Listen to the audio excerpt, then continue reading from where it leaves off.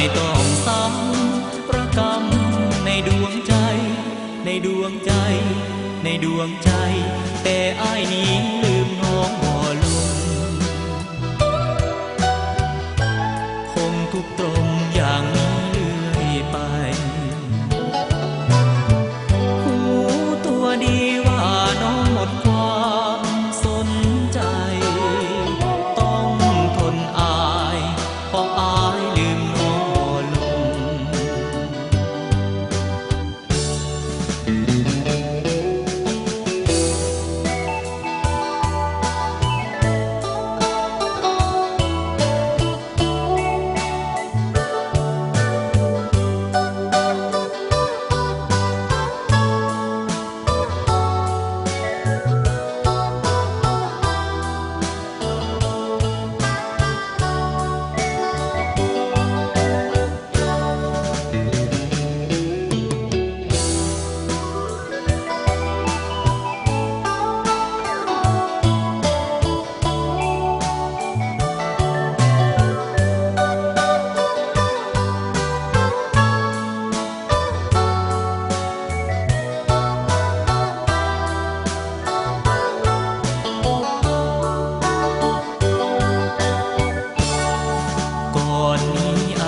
เคยหา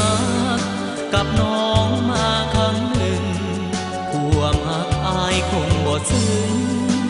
น้องจึงหันเปลี่ยนไปปล่อยให้อายต้องซ้ำประกำในดวงใจในดวงใจในดวงใจแต่อายนี้ลืมน้องบ่